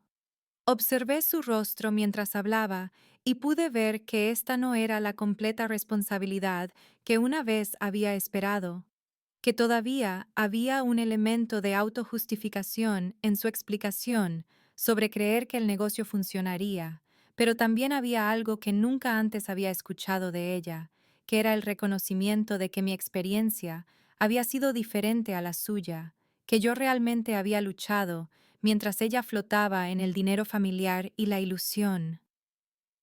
Estoy trabajando en 3 empleos ahora, continuó. Y de camarera, y algo de trabajo de transcripción en línea. Y finalmente entiendo lo que estuviste haciendo todos esos años, lo difícil que es trabajar así y tratar de construir algo. Y lamento haberte llamado egoísta y haber dicho que me debías ayuda legal. No me debías nada, y ahora puedo verlo. Sentí un complicado enredo de emociones al escucharla. Una parte de mí quería aceptar esta disculpa y cerrar la distancia que había crecido entre nosotras, pero otra parte de mí reconoció que esto no era una completa responsabilidad, que se estaba disculpando por no entender, en lugar de por las decisiones fundamentales que habían creado la situación. Y sabía que una conversación en una acera fría no deshacía años de arrogancia y el dolor de ver mi fondo universitario desaparecer en su fantasía. Aprecio que digas eso, dije con cuidado, y me alegro de que estés trabajando y construyendo algo real para ti. Pero, Madison, necesitas entender que lo que pasó No fue solo sobre el fracaso del negocio, fue sobre años de mamá y papá, tratándonos de manera diferente, y tú aceptando ese trato diferencial como si lo merecieras. Y no puedo simplemente dejarlo pasar, porque ahora has tenido unos meses de trabajar duro. Ella asintió, y sus ojos se veían brillantes como si fuera a llorar, y dijo: Lo sé, y no te pido que olvides todo o que finjamos que estamos bien. Solo quería que supieras que ahora veo las cosas de manera diferente. Y nos quedamos allí otro momento, en un silencio incómodo, antes de que yo dijera: Tengo que irme. Tengo trabajo que hacer hoy. Y ella dijo: Está bien, tal vez podríamos tomar un café alguna vez. Y yo dije: Tal vez. Pero ambas sabíamos que no lo decía en serio, y volví a entrar al Starbucks, pedí mi latte y salí por la otra puerta y me senté en mi coche durante 5 minutos, sintiéndome emocionalmente agotada, pero también algo así como un alivio, porque había visto a Madison humillada por la realidad y había escuchado palabras que nunca pensé que escucharía de ella. Y aunque no era todo lo que una vez quise, y aunque no tenía intención de reconstruir nuestra relación a lo que había sido, había algo satisfactorio en saber que las consecuencias que había enfrentado habían creado al menos alguna capacidad de reflexión, y conduje a casa sintiéndome menos enojada de lo que había estado en años, no perdonada y no reconciliada, pero de alguna manera más ligera. Inicié sesión en mi cuenta de préstamo estudiantil un martes por la mañana de octubre, 3 años y 2 meses después de haberme negado a representar a Madison en su caso de bancarrota, y me quedé mirando la pantalla que mostraba un saldo de $0, y sentí que las lágrimas corrían por mi cara, porque este momento representaba más que solo libertad financiera.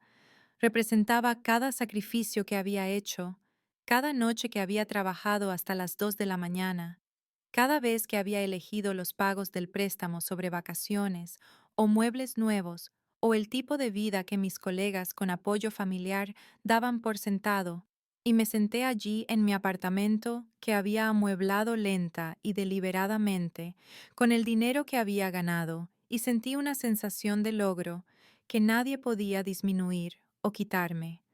La oferta de asociación había llegado 6 semanas antes y la había aceptado, y mi nombre aparecería en el membrete de la firma en enero como Emma Christine Warren, socia, y había negociado un paquete de compensación que incluía un salario base de $340,000 más un potencial de bonificación, y cuando se lo conté a Rachel, insistió en organizarme una cena de celebración donde mi familia, elegida de amigos y mentores, brindó por mi éxito y contó historias sobre mi dedicación y brillantez, y ni una sola persona en esa mesa cuestionó si merecía lo que había logrado o sugirió que debería usar mis recursos para rescatar a otra persona de las consecuencias de sus propias acciones.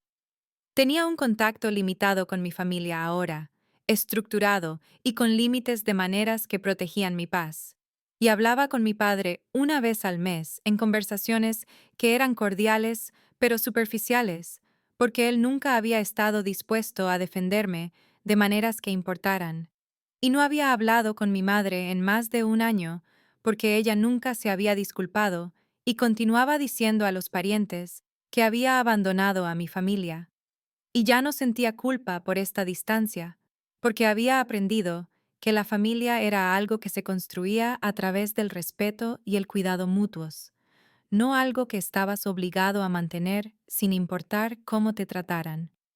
Madison y yo no teníamos ninguna relación más allá de actualizaciones ocasionales a través de la tía Sarah, quien me dijo que Madison todavía trabajaba en sus 3 empleos y había comenzado a tomar clases de negocios en línea, el tipo de educación fundamental que debería haber obtenido antes de gastar $75,000 de mi fondo universitario en una fantasía. Y no sentí mucho cuando escuché estas actualizaciones. Ya no ira, pero tampoco calidez, solo una especie de reconocimiento neutral de que estaba viviendo su propia vida y enfrentando sus propias consecuencias, y que nada de eso era mi responsabilidad arreglar, gestionar o apoyar. La semana pasada, una joven abogada llamada Jordan había sido asignada para trabajar conmigo en un caso, y durante nuestro almuerzo mencionó que luchaba con la deuda de la Facultad de Derecho y la presión familiar para ayudar a mantener a hermanos que tomaban decisiones menos responsables. Y me vi a mí misma en su expresión ansiosa y en la forma en que se disculpó por compartir información personal, y le conté mi historia, toda la historia desde el robo del fondo universitario hasta la negativa a la bancarrota, y vi su rostro transformarse al darse cuenta de que no estaba sola en experimentar esta dinámica, y dijo, ¿cómo dejaste de sentirte culpable?